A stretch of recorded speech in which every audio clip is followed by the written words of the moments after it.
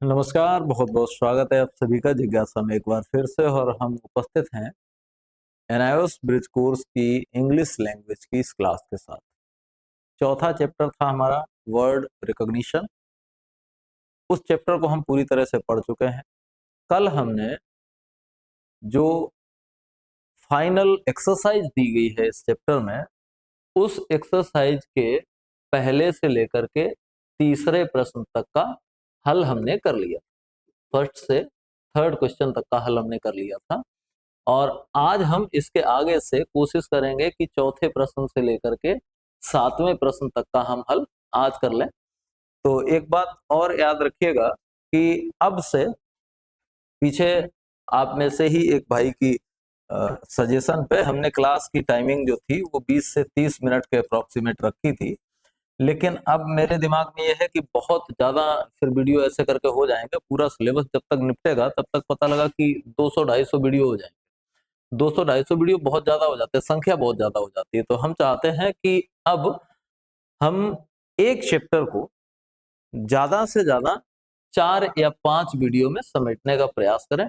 और अगर 4 से 5 वीडियो में समेटेंगे तो आप ऐसे समझिए कि एक वीडियो की लेंथ 60 मिनट के अप्रोक्सीमेट रहेगी, 60 मिनट के आसपास रहेगी। क्योंकि 60 मिनट के आसपास अगर कोई लेंथ रहती है तो हम कम संख्या में, वीडियोज की संख्या कम होगी, हालांकि टाइम घुमा फिरा के उतना ही होगा, वीडियो की संख्या कम होगी और हम आसानी के साथ पूरे सिलेबस को कवर कर पाएंगे।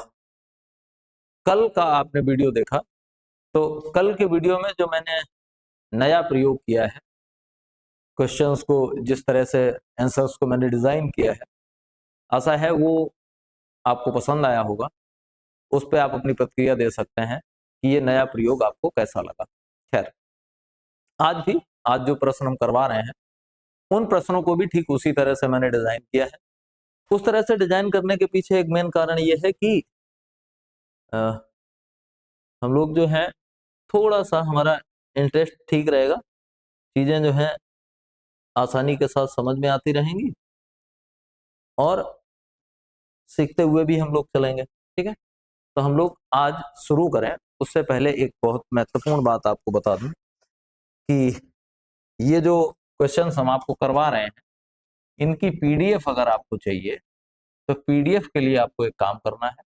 काम ये करना है कि हमारे व्हाट्सएप चैनल से आपको जुड़ना है। ठीक है, व्हाट्सएप चैनल से आपको जुड़ना है। जुड़ेंगे कैसे? इस वीडियो के डिस्क्रिप्शन में, इस वीडियो के डिस्क्रिप्शन में एक लिंक मिलेगी। डिस्क्रिप्शन में जाएंगे तो उसमें एक लिंक होगी जिज्ञासा के व्हाट्सएप चैनल से जुड़ने की। उस लिंक को आपको क्लिक करना है और क्लिक करके उसे ज्वाइन, व्हाट्सएप पे आप पहुंच जाएंगे और व्हाट्सएप पे जाकर के उसे आपको ज्वाइन कर लेना है। तो ये जो पीडीएफ आपको यहाँ मैं करवा रहा हूँ, ये पीडीएफ आपको वहां उस ग्रुप पे व्हाट्सएप पे आपको मिल जाएंगी। वहां आप सेव कर सकते हैं और प्रॉपरली उसको अपनी नोटबुक में लिख सकते हैं, रख सकते हैं। एक काम और करते रहिए, वीडियो को शेयर कर दिया करिए एक दो जगह। अगर आप शेयर कर देंगे तो हमारा भी थोड़ा मनोबल बढ़ जाता है इससे। अब हम आ जाते हैं अपने पहले प्रश्न की ओर। आज का पहला, कुल मिलाकर के ये चौथा प्रश्न है। आज का हमारा पहला प्रश्न है, ऑब्जर्व और रिकॉल अ क्लासरूम सेशन। या तो ऑब्जर्व करिए एक क्लासरूम सेशन को, या फिर उसे पुनः याद करिए। फोकस्ड ऑन अर्ली रीडिंग, प्रारंभिक जो रीडिंग है उस पर फोकस रहना चाहिए। इन 150 वर्ड्स, 150 शब्दों में लिखना है। रिफ्लेक्ट ऑन द फॉलोइंग, और इन चीजों पे ध्यान रखते हुए एक क्लास का ऑब्जर्वेशन आपको देना है या फिर रिकॉल आपको देना है। क्या है? What decoding supports were provided. ठीक, पहली ये बात ध्यान रखनी है। दूसरा, how were new words introduced, नए शब्द कैसे इस्तेमाल किए जाते हैं, कैसे उनका प्रयोग होता है, ये बात ध्यान रखनी है। Were children able to read, क्या बच्चे पढ़ पाए, से कह पाए, राइट लिख पाए, और ड्रा द न्यू वोकेबलरी, और नई वोकैब को समझ पाए, ये हो पाया। Was the word recognition block effectively addressed, क्या वर्ड रिकॉग्निशन के जो ब्लॉक्स हैं उनको प्रभावशाली तरीके से समझाया गया। ये एक स्ट्रक्चर मैंने दे दिया है, उसके अकॉर्डिंग आपको समझना है। यहां आप देख पा रहे होंगे classroom reflection early reading session, प्रारंभिक रीडिंग सेशन में क्लासरूम के रिफ्लेक्शन से रिगार्डिंग क्या क्या बातें हमें ध्यान रखनी है वो देखिए हम ऐसे करके लिख सकते हैं कि मान लिया हमने ऑब्जर्व किया ग्रेड 2 के क्लासरूम को for focused on early reading and word recognition पे, the lesson based on the phonics, vocabulary building and meaningful practice. जो सेशन जिसको हमने ऑब्जर्व किया, हम ऐसे लिख सकते हैं कि जो सेशन हमने ऑब्जर्व किया वो 3 चीजों पर निर्भर करता था। बेसिकली वो फोनिक्स पे निर्भर करता था, वोकैब बिल्डिंग पे निर्भर करता था और मीनिंगफुल प्रैक्टिस पे निर्भर करता था, 3 चीजों पे। और इन 3 चीजों को हमने अलग अलग तरीके से प्रस्तुत करने का प्रयास किया है। जो 4 बातें वहां कही गई थी हमने उनको पॉइंट वाइज चारों बातों को रखने का प्रयास किया, पहला, दूसरा, तीसरा और चौथा। पहले में है what decoding supports were provided, क्या डिकोडिंग की क्या क्या सपोर्ट प्रोवाइड करवाई गई, क्या क्या सपोर्ट बच्चों को दी गई डिकोडिंग के मामले में, वो पहले वाले में। Teacher used letter cards and sound blending activities, पहला काम डिकोडिंग के लिए टीचर ने क्या किया, टीचर ने लेटर कार्ड्स का इस्तेमाल किया, ऐसे CAT, इनको लेटर कार्ड्स का इस्तेमाल किया और साउंड ब्लेंडिंग एक्टिविटीज करवाई कि CAT को आप पढ़ेंगे कैसे, ठीक है, तो ऐसे कैट, इस तरह से एक ये काम हुआ। दूसरा, learners blended simple CBC words like cat, sun, bat. बच्चों ने क्या किया, जो सिंपल CBC वर्ड्स हैं, CBC वर्ड्स मतलब जिनका पहला लेटर कॉन्सोनेंट हो, दूसरा वॉबल हो और तीसरा फिर कॉन्सोनेंट हो, CBC, consonant vowel consonant words, ठीक। टीचर ने सिंपल से कॉन्सोनेंट वॉबल कॉन्सोनेंट वर्ड्स की प्रैक्टिस करवाई। वो वर्ड्स कौन कौन से थे, जैसे कैट हो गया, सन हो गया, बैट हो गया, ऐसे शब्दों की प्रैक्टिस करवाई। अब प्रैक्टिस करवाने के बाद उसने क्या किया, पिक्चर क्यूज दिए बच्चों को, ठीक है, तस्वीरें दिखाई कैट की, बैट की, सन की, रिपीटिशन करवाया यानी उसको दोहरवाया, and choral reading, choral reading मतलब समूह गान करवाया, समूह में उसको पढ़वाया, सबने इकट्ठा साथ साथ बोला, सपोर्टेड डिकोडिंग, और इससे डिकोडिंग को सपोर्ट मिली, ठीक है। साउंड सेगमेंटेशन करवाया, साउंड सेगमेंटेशन मतलब किसी एक वर्ड को साउंड्स में तोड़ना, क, ए, ट, स, न, ऐसे, ठीक है, साउंड सेगमेंटेशन करवाया। Breaking words into sound, sound segmentation क्या है, ब्रेकिंग वर्ड्स इनटू साउंड, शब्दों को ध्वनियों में तोड़ना, ये करवाया। Helped children connect spoken sound, और इसने बच्चों की मदद की काय में, स्पोकन साउंड को समझने में विद प्रिंटेड लेटर्स, जो लिखे हुए लेटर्स थे उनको समझने में उसकी मदद की। तो पहली चीज कक्षा में जो हमने ऑब्जर्व की, what decoding support were provided, की डिकोडिंग के लिए कौन कौन सी सपोर्ट टीचर कक्षा में प्रदान करता है। तो क्या क्या करता है, वो लेटर कार्ड्स का इस्तेमाल करता है जिससे वो ब्लेंडिंग सिखाता है। उसके बाद वो सिंपल से CBC वर्ड्स का इस्तेमाल करता है जिससे बच्चे पढ़ना सीखते हैं। फिर वो पिक्चर क्यूज देता है और उनका सबका रिपीटिशन करवाता है बार बार।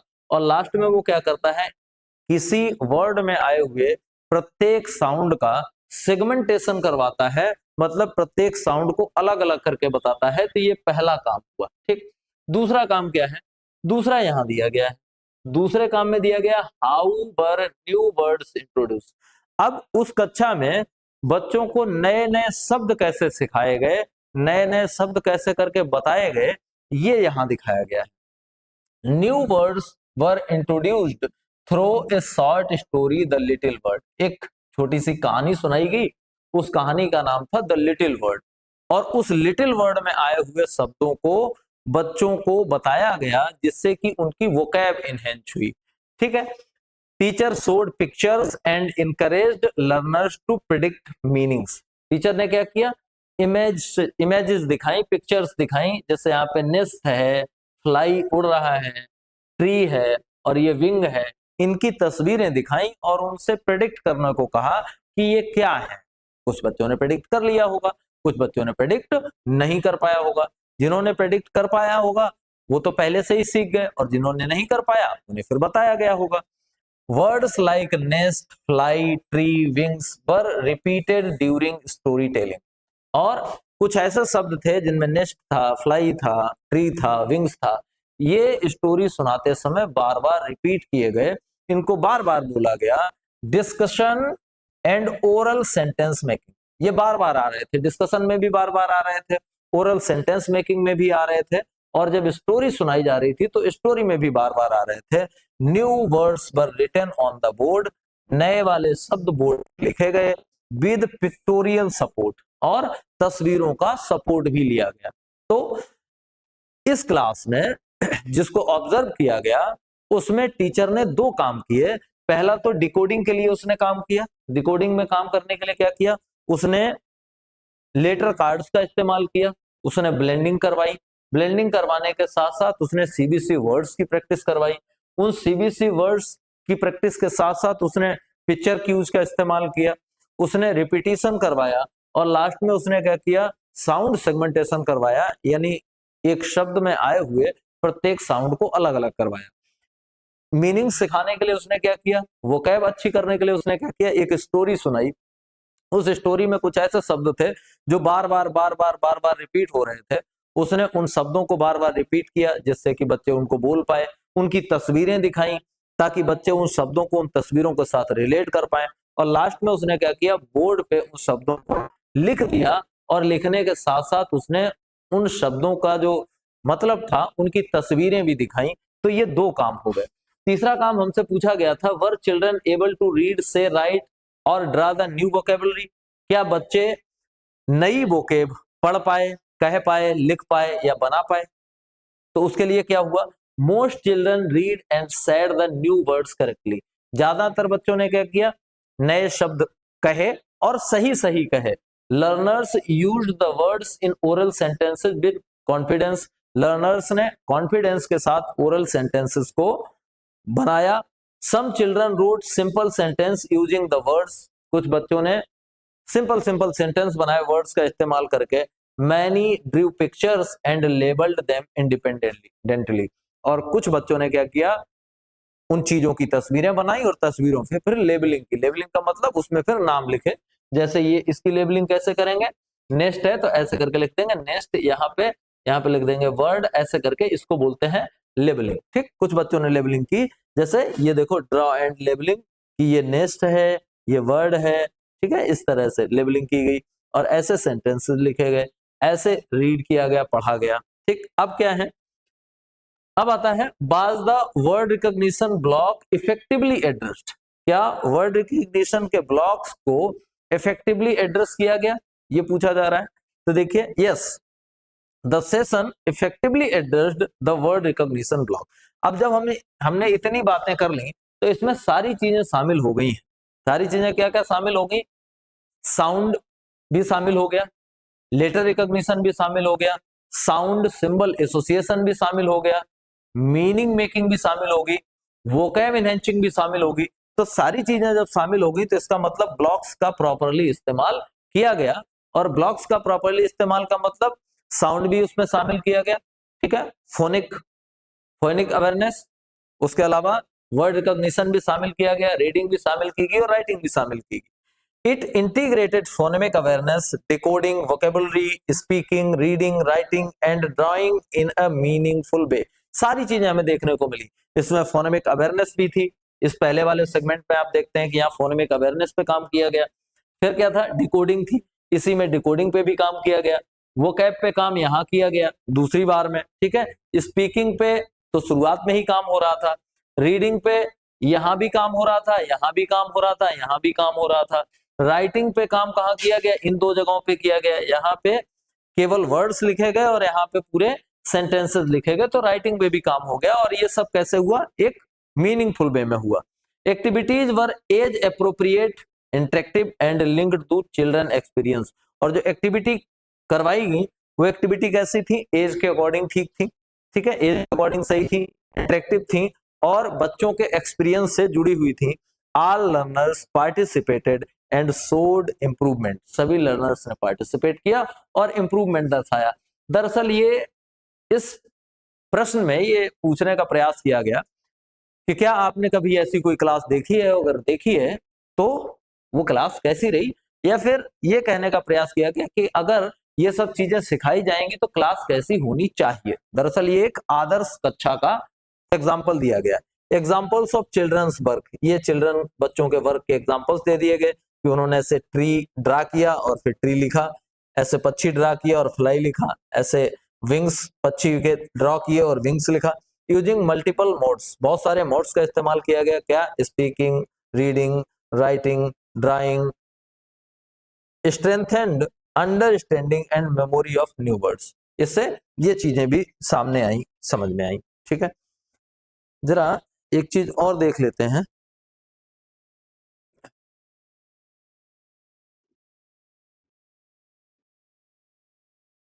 जरा यहाँ पे लास्ट वाली चीज हम पढ़ने के लिए इसको ऊपर किए हैं।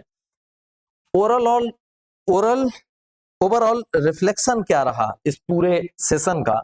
The lesson created a point print rich supportive and engaging environment. इस पूरे लेसन में क्या हुआ? ये पूरा लेसन प्रिंट रिच था, सपोर्टिव था और एंगेजिंग एनवायरनमेंट यहाँ क्रिएट किया गया था। Children were given the right decoding support, बच्चों को सही डिकोडिंग सपोर्ट दी गई। द मीनिंगफुल वोकेबुलरी, जो वोकेबुलरी दी गई वो भी कैसी थी? मीनिंगफुल थी। Exposure and multiple opportunities to practice, और कई बार ऐसे अवसर प्रदान किए गए जहां पे बच्चे प्रॉपरली प्रैक्टिस कर पाएंगे। This strengthened their word recognition skill and love for reading. इससे मजबूत क्या हुआ? उनकी पढ़ने की जो आदत थी वो मजबूत हुई और उसके साथ साथ वर्ड रिकॉग्निशन भी। ठीक है, आगे बढ़ेंगे हम, दूसरा प्रश्न देखेंगे। ठीक है, अगला पांचवा प्रश्न आप देख पा रहे हैं, इसको मैंने ऐसे ही लगा दिया, कोई बात नहीं। Select a story book suitable for your learner. एक स्टोरी की किताब सेलेक्ट करिए जो कि आपके विद्यार्थियों के लिए उपयुक्त हो। सच एज मीनाज स्कूल डेज, जैसे कि एक किताब का नाम दे दिया गया मीना के स्कूल के दिन, और the crow and the pitcher, या फिर ऐसी स्टोरी ले लीजिए, कौन सी? कौवे और पिचर वाली, कौवे और घड़े वाली। ये स्टोरी तो खूब जानी पहचानी है, तो ये स्टोरी आपको लेनी है। आपको सिनेरियो दिया गया है कि कैसे करके आपको क्या बताना है। इसमें सिनेरियो ये दिया गया कि एक स्टोरी ले लीजिए जैसे कि मीना के स्कूल के दिन या कौवा और घड़ा, ये वाली स्टोरी ले लीजिए। अब आपको इस स्टोरी में करना क्या है? पहला काम करना है, आइडेंटिफाई 5 वोकेबुलरी वर्ड्स, 5 वोकैब के शब्दों को आइडेंटिफाई करिए। That could be taught using the text, जो कि इस टेक्स्ट को पढ़ाते समय पढ़ा दिए जाए। ऐसे 5 शब्द चुनिए। दूसरा, प्लान अ pre reading vocabulary activation task, और पढ़ाने से पहले ही वोकेबुलरी को एनहांस करने के लिए एक टास्क प्लान कर लीजिए कि पाठ पढ़ाना आप बाद में शुरू करेंगे, उससे पहले पहले आप कोई ऐसा टास्क करवाएंगे बच्चों से जिससे कि वो वोकेबुलरी सीखने के लिए एकदम एक्टिव हो जाएं, एक्टिवेट हो जाएं। एक दूसरा काम ये करना है। तीसरा क्या करना है? Plan A post reading application task, और एक पोस्ट रीडिंग एप्लीकेशन टास्क भी प्लान कर लीजिए जो कि बाद में होगा। सेंटेंस राइटिंग, ड्राइंग, जैसे कि सेंटेंस राइटिंग कैसे करेंगे ये कहानी पढ़ने के बाद बच्चे, ड्राइंग कैसे करेंगे इस बात को प्लान कर लीजिए। यानी 2-3 चीजें, पहला तो 5 मीनिंग आपको याद करवानी है, 5 मीनिंग सिखानी है। दूसरा, पाठ पढ़ने से पहले ही मीनिंग पे काम करना है, वोकैब पे काम करना है, और पाठ पढ़ने के बाद सेंटेंस राइटिंग करवानी है और ड्राइंग करवानी है। और लास्ट में दिया गया है suggest how you would check, और ये सुझाव दीजिए कि कैसे आप चेक करेंगे if learners can use the new words independently. अगर लर्नर्स नए शब्दों का स्वतंत्रता पूर्वक प्रयोग करते हैं तो आप कैसे इसे चेक कर पाएंगे? इसके लिए सुझाव दीजिए। और recognise them in new context, या फिर उन शब्दों को नए कॉन्टेक्स्ट में वो पहचानते हैं तो आप इसको कैसे करके सजेस्ट कर पाएंगे। कुल मिलाकर के हमने फिर एक वैसा ही पूरा एजेंडा बनाया है जिससे कि आपको प्रॉपरली समझाया जा सके। पहली चीज तो ये समझिए कि वोकैब सिखाने के लिए बहुत जरूरी चीज होती है उस वोकैब का डेली लाइफ में यूज करना।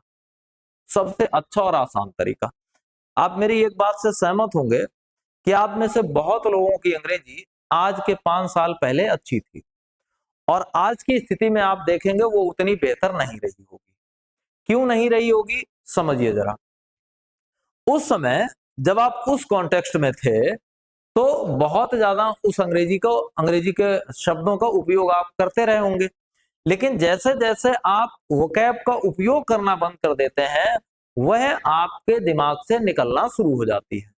जैसे जैसे आप उसका उपयोग बढ़ा देते हैं वैसे वैसे आपको रोजाना के नए शब्द जुड़ना शुरू हो जाते हैं। आप जितनी बार किसी शब्द को बोलेंगे, जितनी बार किसी शब्द का प्रयोग करेंगे, वह शब्द आपके जहन में उतना ही मजबूती के साथ स्थिर हो जाएगा। ये बात तो आप मानेंगे। शुरुआत हम लोग करेंगे, लेकिन उससे पहले यहाँ कोने में एक बात कही गई है, जरा इसको ध्यान दे दी। इधर लिखा है story books help children connect sounds. Story books दरअसल करती क्या है? What are the works of a story book? First thing, the story book help children connect sounds, words and meanings in meaningful context. वो बच्चों को connect करती है sounds के साथ, वर्ड्स के साथ और मीनिंग के साथ, वो भी एक मीनिंगफुल कॉन्टेक्स्ट में। ठीक, स्टोरी सुनते समय बीच में आए ऐसे शब्द जिनका की अर्थ बच्चा नहीं जानता है, ऐसे अर्थों को आगे पीछे की बातों को देख के बच्चा प्रेडिक्ट भी कर सकता है, तो इसमें प्रेडिक्शन भी आ जाता है।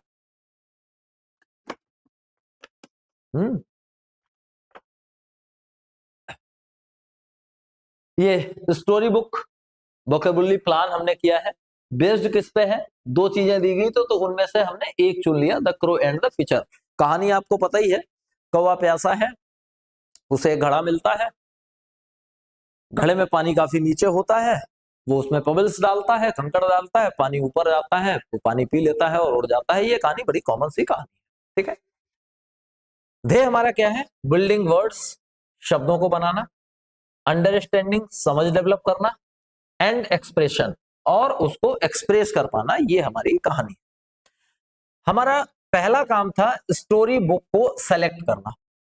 पहला काम हमें ये बताया गया हमें क्या करना है भाई, एक स्टोरी बुक सेलेक्ट करनी है। तो हमने सेलेक्ट कर लिया, क्या सेलेक्ट कर लिया? The crow and the pitcher, ये वाली स्टोरी हमने सेलेक्ट कर ली। This story is engaging for primary learners. बड़ी आसान सी, हल्की सी, छोटी सी कहानी है। जो प्रारंभिक लर्नर्स हैं उनको एंगेज करने के लिए ये स्टोरी पर्याप्त है, अच्छी है, बढ़िया है। As it has simple vocabulary. अब ये अच्छी क्यों है? क्योंकि इसकी वोकेबुलरी कैसी है? सिंपल है, रिपीटेटिव है, बार बार वही चीजें रिपीट होती हैं, रिपीटेटिव एक्शंस यानी वही रिपीट होने वाले एक्शंस हैं, एंड अ मीनिंगफुल मोरल, और एट लास्ट कुल मिलाकर के एक नैतिक शिक्षा हमें मिलती है, वो भी मीनिंगफुल। तो हमने एक स्टोरी सेलेक्ट की, स्टोरी का नाम है the crow and the pitcher. ये स्टोरी हमने क्यों सेलेक्ट की? क्योंकि प्राइमरी लेवल के बच्चों के लिए ये स्टोरी हमें लगी कि ठीक है।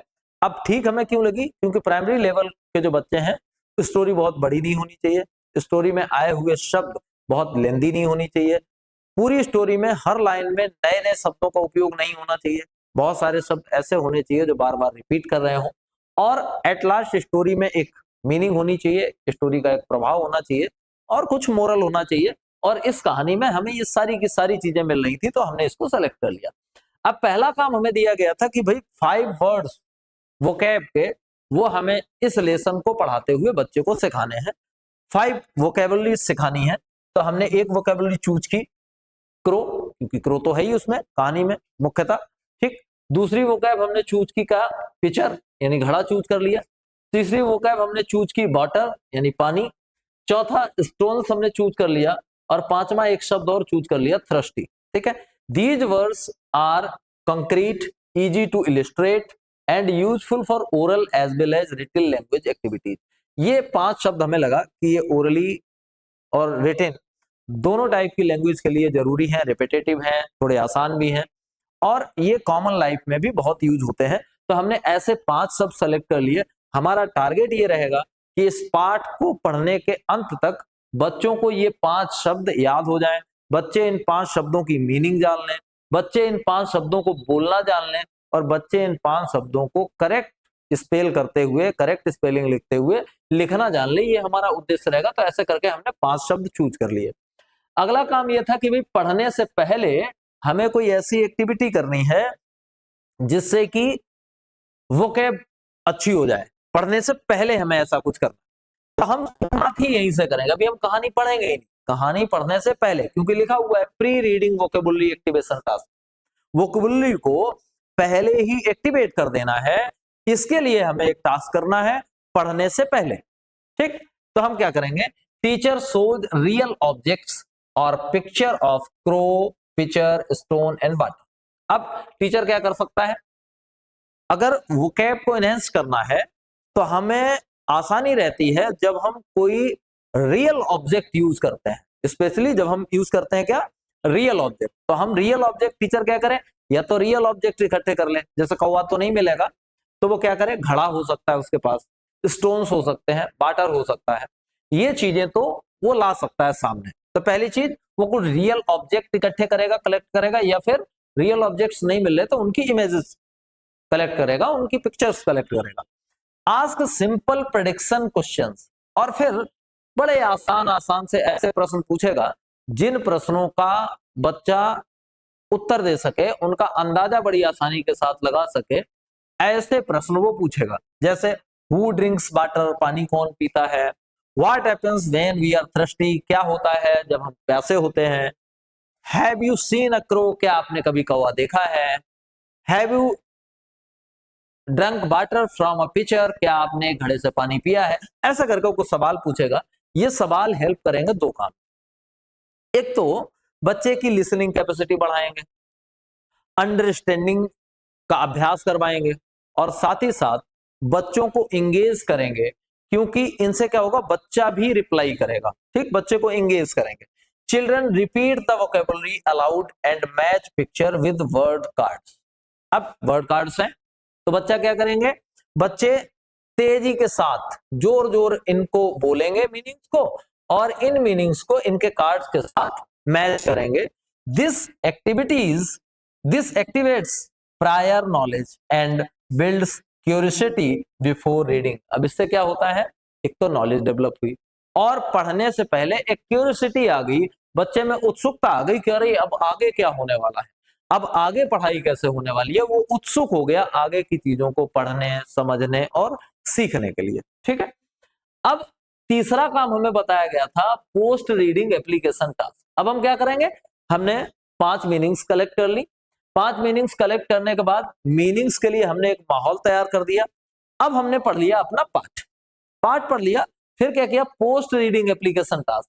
अब पढ़ने के बाद, ये स्टोरी पढ़ने के बाद हमें क्या टास्क करने हैं, तो आफ्टर स्टोरी टेलिंग, कहानी सुनाने के बाद, learners draw the crow and the pitcher, बच्चे कौवे और घड़े की तस्वीर बनाएंगे। Seen and label the vocabulary words, वो ऐसे सीन बनाएंगे और फिर लेबलिंग करेंगे, जैसे ये कौवा है उस पर कौवा लिख देंगे, जहां स्टोन्स है वहां स्टोन्स लिख देंगे, पिचर के पास पिचर लिख देंगे, वाटर के पास वाटर लिख देंगे, और भी चीजें आई जैसे यहां लिखना है तो सन लिख देंगे। तो इस तरह से वो लेबलिंग करेंगे और एक चित्र बनाएंगे। Learners right simple sentence using the new words, अब इन नए शब्दों का इस्तेमाल करते हुए वो सिंपल सिंपल से सेंटेंस बनाएंगे। I saw a word, I saw a picture, I bought a picture, इस तरह से। Some learners act out the story in groups to reinforce vocabulary through movement and speaking. कुछ बच्चे क्या करवा सकते हैं, आप एक बच्चे को कौवा बनाइए, एक बच्चे को ऐसे करके कौवा बना के फिर उसकी एक्टिविटी करवा सकते हैं, एग्जाम्पल सेंटेंसेस, जैसे ऐसे करके सेंटेंसेस लिखवाना सिखवा सकते हैं। The crow is thirsty, the crow sees the picture, there is little water in the picture, the crow puts stones in the picture, the water rises up, the crow drinks the water, the crow flies up, इस तरह से कर सकते हैं। अब last चीज क्या है, checking independent use of vocabulary. अब हमें यह चेक करना है कि बच्चों ने वोकैबुलरी का कितना इंडिपेंडेंट प्रयोग किया है, ठीक है। तो पहला काम क्या है, हम ओरल क्वेश्चनिंग करेंगे, ऐसे ही क्वेश्चन पूछेंगे। Ask children to explain the meaning और use of the word in a sentence, normally से ओरल क्वेश्चन पूछ सकते हैं। फिर हम क्या कर सकते हैं, पिक्चर वर्ड मैपिंग, पिक्चर के साथ वर्ड्स मिलाने का काम कर सकते हैं। Learners match words with the correct picture, जैसे क्रो की तस्वीर के साथ क्रो की स्पेलिंग को मैच करना, ये काम करवा सकते हैं। इससे क्या होगा, इससे एक स्पेलिंग क्लियर होगी, दूसरा ऑब्जेक्ट के साथ, रियल ऑब्जेक्ट के साथ चीजों को मैच करना बच्चा सीख पाएगा। फिर आता है sentence completion, fill in the blanks using the correct vocabulary words. हम क्या करें, जो हमने वर्ड सीखे हैं इनके लिए पूरा सेंटेंस ड्रॉ करें, पूरा सेंटेंस बनाने के बाद जो इनमें से शब्द भरा जाना है उसको खाली छोड़ दें। अब बच्चा उसको भरना सीखेगा। हम क्या करवा सकते हैं, ड्राइंग एंड लेबलिंग करवा सकते हैं, पता लगाने के लिए कि बच्चा कितना सीखा, ये वाला काम जो पीछे दिया गया था। ठीक, ये करवा सकते हैं कि हम घड़े की तस्वीर बनवाएं और फिर उस पर लेबलिंग करवाएं कि इस पे लिखो पिक्चर। ठीक, इस तरह से। और यूज इन न्यू कॉन्टेक्स्ट, और फिर हम क्या करेंगे, आइडेंटिफाई और use the words in another story और क्लासरूम डिस्कशन। अब वो शब्द जो बच्चों ने आज सीखे हैं, इनको क्लास में इस्तेमाल करवाइए या दूसरी स्टोरी में इस्तेमाल करवाइए, तो ये सब चीजें बेहतर रहेंगी आगे के लिए। अब जरा एक चीज और देख लीजिए यहां पे, story plus vocabulary plus practice, इससे क्या बना, confidence readers for life. If learners correctly read say write and use the words independently in new context, vocabulary learning is successful. अगर बच्चे ये सब काम सीख जाते हैं तो इसका मतलब कि हमारी जो वोकेबलरी लर्निंग है वो सक्सेसफुल रही है, वो प्रभावी रही है। ठीक है, हमने 2 प्रश्न कर लिए हैं। अगला प्रश्न देखते हैं, तीसरा प्रश्न जो आज का है हमारा, और कुल मिलाकर के कल से लेकर के आज तक ये हमारा प्रश्न नंबर है 6। ठीक है, इसमें दिया गया है राइट एन एसे, एक निबंध लिखने को दे दिया गया है। ठीक है, एक निबंध लिखने को दे दिया गया, एक एसे लिखने को दे दिया गया, और कहा गया how does the word recognition block create a bridge between oral language and fluent reading in A second language. पहला प्रश्न ये पूछा गया कि किस तरह से वर्ड रिकॉग्निशन एक पुल की तरह काम करता है ओरल लैंग्वेज और फ्लुएंट रीडिंग के बीच में। ये पूछा गया है पहला। एक सवाल और पूछा गया है, दूसरा पूछा गया है what changes would you consider, कौन कौन से चेंजेस आप पाते हैं making to your classroom practice to support this block more effectively, कि अपनी क्लासरूम प्रैक्टिस में इस ब्लॉक का और प्रभावशाली प्रयोग करने के लिए आपके पास क्या क्या चेंजेस करने होंगे, क्या क्या चेंज है वो आप बता सकते हैं। ये पूछने का प्रयास किया गया।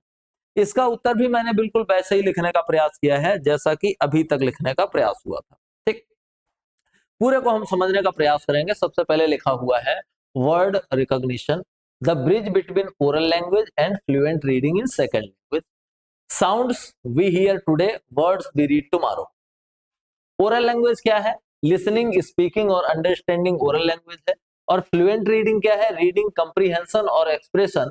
ये एक तरफ ओरल लैंग्वेज है, एक तरफ फ्लुएंट रीडिंग है, और बीच में ये जो है ये क्या है, ये है वर्ड रिकॉग्निशन, एक पुल की तरह काम कर रहा है वर्ड रिकॉग्निशन। मैंने क्लास को इंटरेक्टिव बनाने के लिए इस तरह के चित्र आदि का प्रयोग किया है, जैसा कि छोटे बच्चों की क्लास होता है, तो मैंने प्रयोग किया है कि उसी तरह से इंटरेक्टिव क्लास रहे और आपको दिखे वो चीजें कि एक तरफ ओरल लैंग्वेज है और ओरल लैंग्वेज से आपको फ्लुएंट रीडिंग तक पहुंचना है, तो आपको बीच में एक पुल पार करना पड़ेगा, उस पुल का नाम है वर्ड रिकॉग्निशन। ठीक है, और अगर इस वर्ड रिकॉग्निशन नामक पुल को हटा दिया जाए तो आप ओरल लैंग्वेज की तरफ ही खड़े रहेंगे, फिर आप फ्लुएंट रीडिंग की ओर नहीं पहुंच पाएंगे। ठीक है, तो ये पुल है, इसलिए जरूरी है। 2 प्रश्न थे। पहला तो ये था कि ब्रिज की तरह कैसे काम करता है, और दूसरा ये था कि आप चेंज क्या करेंगे।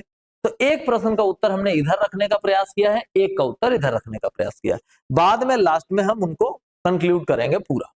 How the word recognition block builds the bridge, किस तरह से वर्ड रिकॉग्निशन के ब्लॉक एक ब्रिज का निर्माण करते हैं।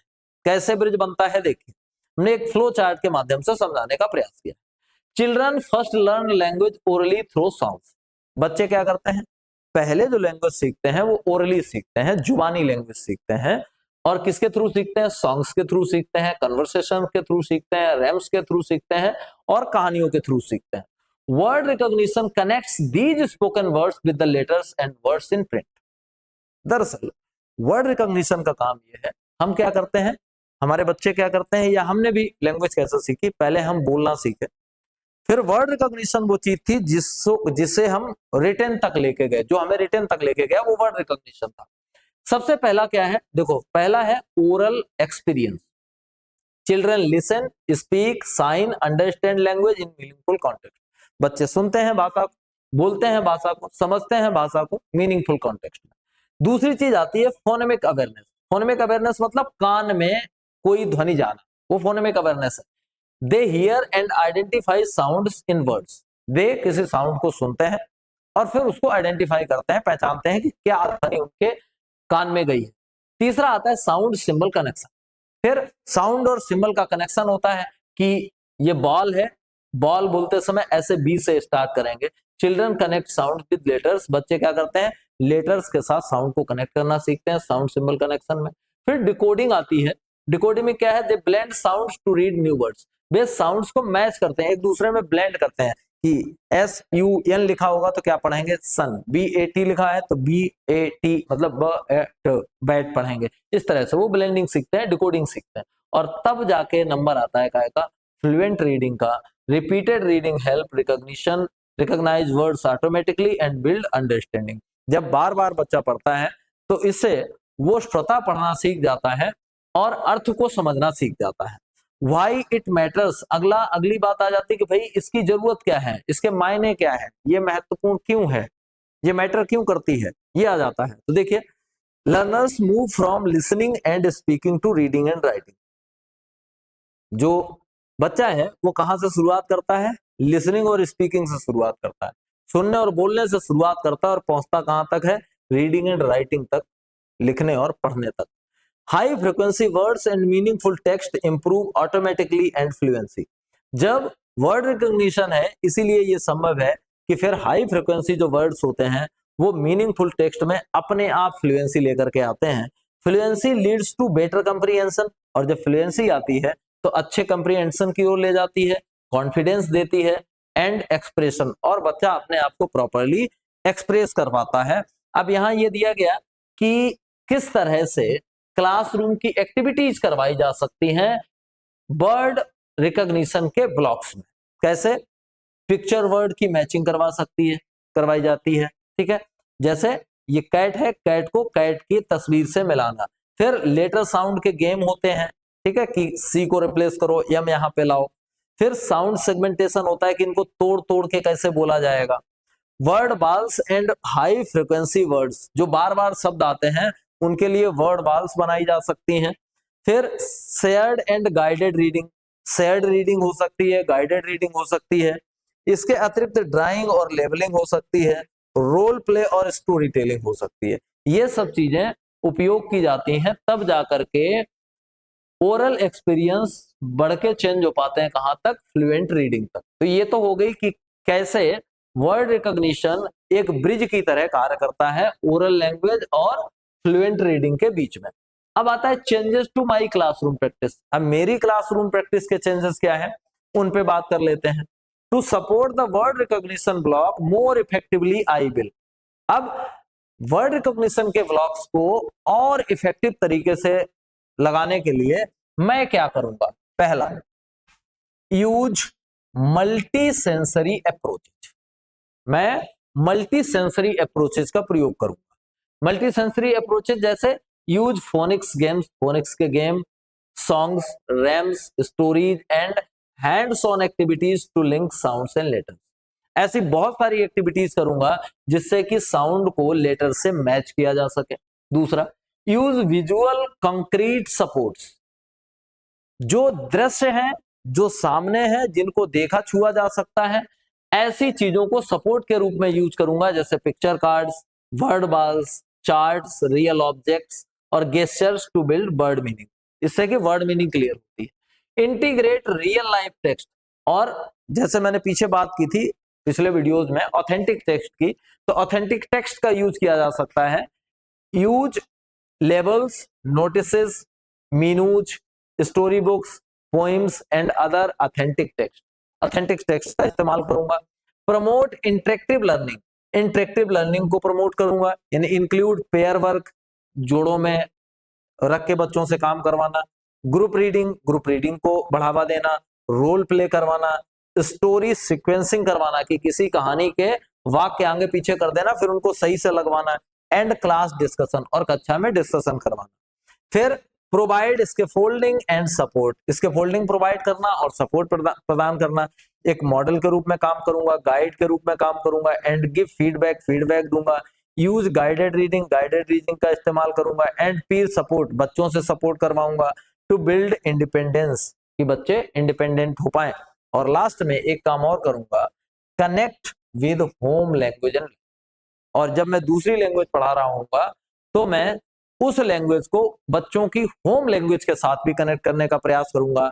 जब मैं उन्हें होम बताऊंगा तो उन्हें घर भी बताऊंगा, दोनों काम करूंगा। Use children's home language and everyday experiences to make English meaningful and confident. मैं बच्चे के घर के रोज के अनुभवों को, उसकी रोज की भाषा को यहाँ शामिल करूंगा, ताकि हमारा जो कन्वर्सेशन है, हमारा जो वार्तालाप है या हमारी जो लर्निंग है वो और ज्यादा प्रभावी हो पाए और बच्चा अपने आप को कॉन्फिडेंट फील करे। अब चेकिंग लर्निंग इफेक्टिवली, क्या I will check if learners can use new words independently और recognise them in context by. मैं ये चेक करूंगा कि बच्चे इंडिपेंडेंटली यूज कर पा रहे हैं या नहीं कर पा रहे हैं। पहला तो ओरल रिस्पॉन्स के थ्रू उन्हें चेक करूंगा कि मैं पूछूंगा क्या वो जवाब देते हैं या नहीं देते हैं, एक ये हो जाएगा। Asking questions and encouraging use in sentences. दूसरा, मैं मैचिंग टास्क दूंगा। मैचिंग टास्क दूंगा, मैं एक इमेज दे सकता हूं, इमेज के साथ किसी वर्ड को जोड़ने के लिए कह सकता हूं। रीडिंग अलाउड, जोर जोर पढ़ूंगा और जोर जोर पढ़वाऊंगा। ड्राइंग और लेबलिंग करवाऊंगा। Use in the new context, और उन्हीं शब्दों को, जो शब्द मैंने सिखाए हैं उन्हीं शब्दों को नए कॉन्टेक्स्ट में प्रयोग करना भी सिखाऊंगा। ठीक है, तो इतनी चीजें हो गई और अभी तक हम आज की क्लास में 3 प्रश्न हल कर चुके हैं। तो आइए एक प्रश्न और हम आज हल कर लेते हैं। हालांकि क्लास रोज की अपेक्षा आज की क्लास थोड़ी सी लंबी जाने वाली है, और कोई बात नहीं है, क्योंकि थोड़ी सी लंबी, जब हम 40 मिनट की क्लास देख सकते हैं तो हम 50 मिनट की भी क्लास देख सकते हैं। तो आज की क्लास अप्रोक्सीमेट 50 मिनट के आसपास होने वाली है। प्रश्न ये है, analyse the role of the word recognition. Word recognition के रोल को एनालाइज करिए। Block in moving learners from spoken to printed language, ऐसे लर्नर्स के सापेक्ष जो कि स्पोकन से अब बढ़ रहे हैं कहां, इधर प्रिंटेड लैंग्वेज की ओर। तो यहाँ पे रोल क्या है, यानी कुल मिलाकर के जिन प्रश्नों को हम हल कर चुके हैं, घुमा फिरा के वही प्रश्न बार बार पूछे जा रहे हैं, तो इसका उत्तर भी कुछ उसी तरीके से होगा। देखिए, the role of the word recognition block in moving learners from spoken to printed language. ठीक,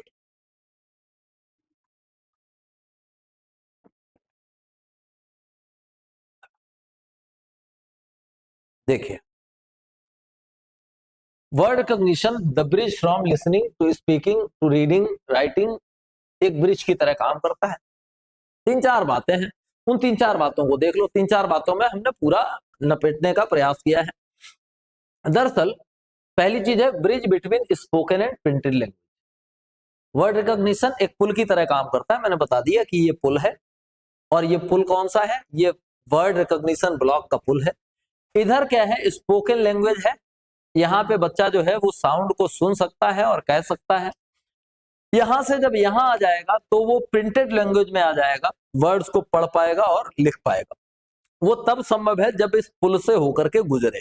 अगर इस पुल से होकर के नहीं गुजरेगा तो ये संभव नहीं है कि वो लिसनिंग और स्पीकिंग से रीडिंग और राइटिंग तक आ पाए। Children first learn language orally through songs, stories, conversations and rhymes. हमें खूब पता है कि बच्चे पहली बार भाषा कैसे सीखते हैं, कहीं गीतों से, कविताओं से, बातचीत से, ये सबसे भाषा सीखते हैं। और भाषा कैसे सीखते हैं, ओरली, वो केवल बोलना सीख जाते हैं, अभी लिखना और पढ़ना उसको नहीं जानते।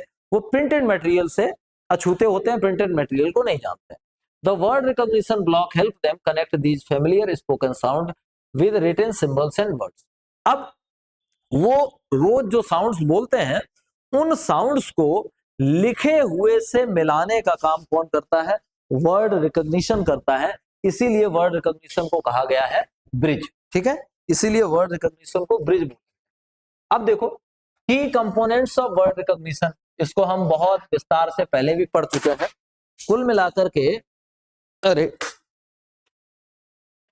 कुल मिलाकर के यहाँ 4-5 चीजें हैं, उन चीजों पे हमें फोकस करना है। पहला है phonemic awareness, letter recognition, sound symbol association, phonics और डिकोडिंग, साइट वर्ड रिकॉग्निशन। ठीक, इतनी चीजें आती हैं किसके अंतर्गत, वर्ड रिकॉग्निशन के अंतर्गत। पहला है फोनेमिक अवेयरनेस। फोनेमिक अवेयरनेस क्या है, बहुत बार बात कर चुके हैं। helps learners hear, identify and manipulate sound in words. Example, hearing C in cat.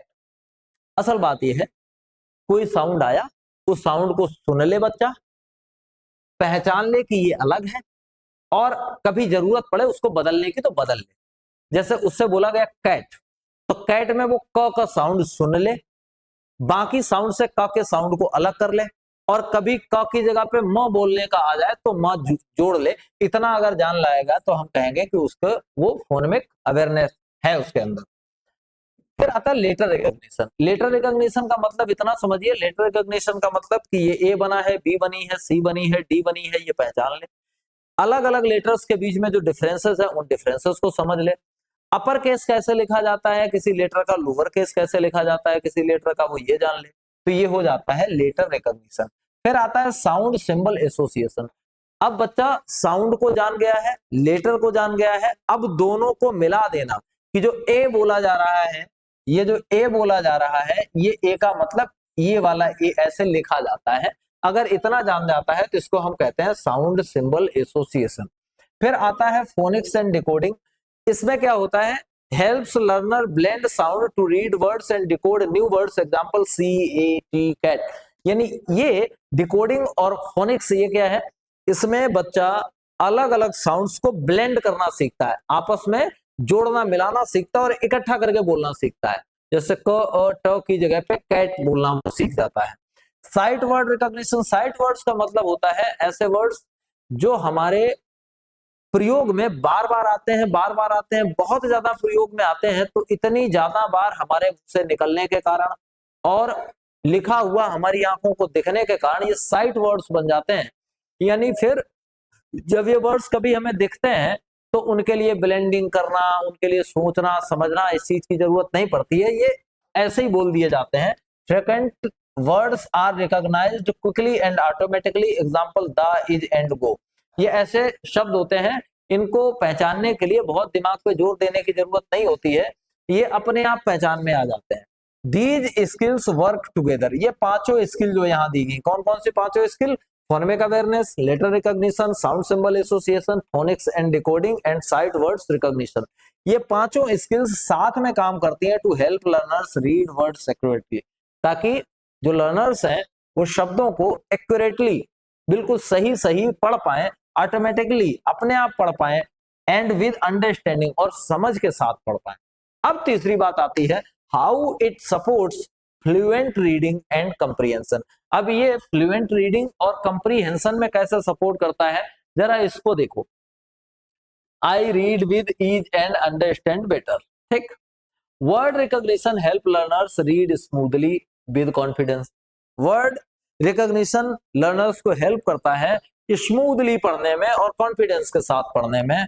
When words are recognized automatically, जब वर्ड्स अपने आप पहचान में आ जाते हैं, learners can focus on understanding meaning, तो फिर लर्नर फोकस करेंगे मीनिंग को समझने में। स्टोरी बेस्ड वोकेबुलरी, स्टोरी पर आधारित जो वोकैब है, रिपीटेड रीडिंग, बार बार उसको पढ़ना, poems and the authentic text, और ऑथेंटिक टेक्स्ट जो हम डेली लाइफ में इधर उधर से पढ़ते रहते हैं, स्ट्रेंथन फ्लुएंसी एंड कंप्रीहेंशन, इससे फ्लुएंसी आती है और कंप्रीहेंशन मजबूत होता है। Linking English sounds with children's home language, फिर अंग्रेजी के जो साउंड्स हैं उन साउंड्स को बच्चे की होम लैंग्वेज के साथ कनेक्ट करना बिल्ड्स कॉन्फिडेंस, ये बच्चे में कॉन्फिडेंस लाता है, एंड मेक्स लर्निंग मीनिंगफुल, और लर्निंग को और ज्यादा मीनिंगफुल बनाता है। रिजल्ट क्या आएगा फिर, confident, fluent and meaningful readers and writers बन के तैयार होते हैं, ये आता है result.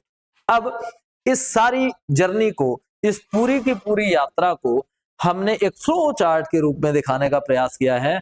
The journey from oral language to printed language. सबसे पहले बच्चा बोल रहा है, सुन रहा है, सुन रहा है, बोल रहा है, फिर वो क्या करता है, साउंड्स को नोटिस करना सीखता है, अलग अलग साउंड्स को डिनोट करना सीखता है, फिर वो लेटर्स देखता है, फिर वो कनेक्ट करता है लेटर्स को साउंड के साथ या साउंड को लेटर्स के साथ, फिर वो ब्लेंडिंग सीखता है, डिकोडिंग सीखता है, और अलग अलग साउंड्स को इकट्ठा करके एक स्पेशल साउंड बनाता है जिसे वर्ड्स कहते हैं, फिर वो सेंटेंस और टेक्स्ट पढ़ना सीखता है, और लास्ट में राइटिंग सीख जाता है और चीजों को अपने हिसाब से एक्सप्रेस करना सीख जाता है।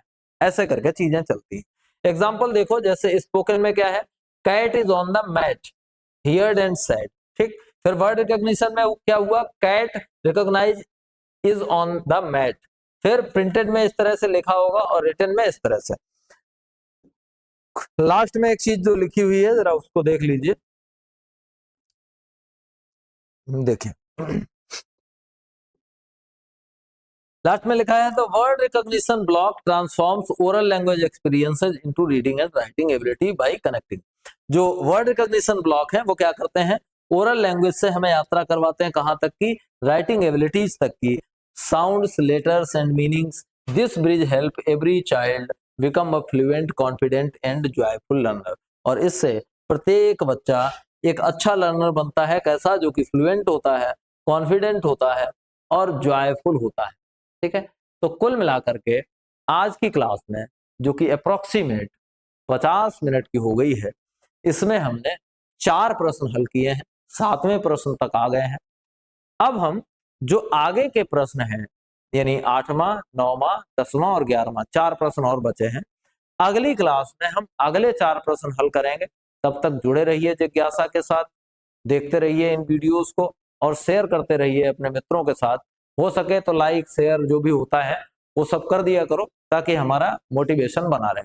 बहुत बहुत धन्यवाद आप सभी को, मिलेंगे कल फिर एक और वीडियो के साथ। Thank you very much.